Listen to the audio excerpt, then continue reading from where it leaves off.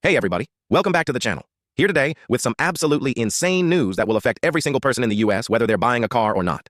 Because the used car apocalypse is officially here. And in just a few short weeks, millions of Americans are about to be absolutely wrecked financially as prices for used cars are set to skyrocket in what is being called the Great Car Apocalypse. Get it? Got it? Good. Let's take a look. If you thought new car prices were bad, just wait until you see what's happening with used cars because it is about to get so much worse. In fact, we've been warned that prices could go up by more than 20%.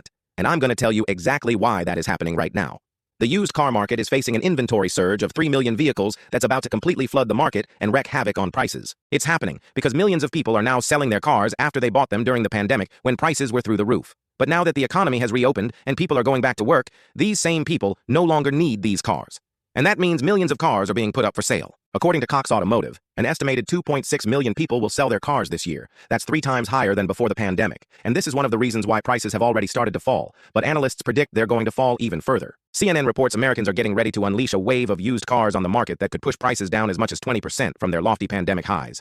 This is good news for buyers, but it's bad news for sellers because we've been warned there's a used car tsunami coming. And that means if you want to get rid of your car, now is the time to do it before prices absolutely bottom out. So if you've been thinking about getting rid of your car, now is the time to do it. But why are used car prices expected to drop 20%? Well, it all comes down to supply and demand.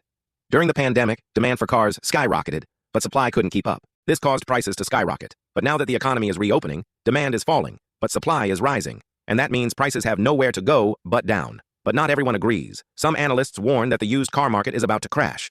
Prices could fall as much as 40% from their peak. And that would be devastating for anyone who recently bought a used car or anyone who's planning on buying one anytime soon. So what should you do?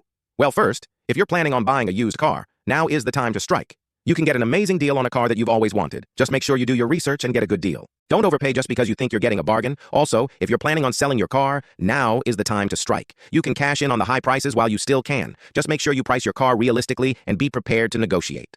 Now, it's important to note that not everyone is going to be affected by this. If you bought a car at the peak of the market, you're probably going to lose money. But if you bought a car at a good deal, you're probably going to be fine.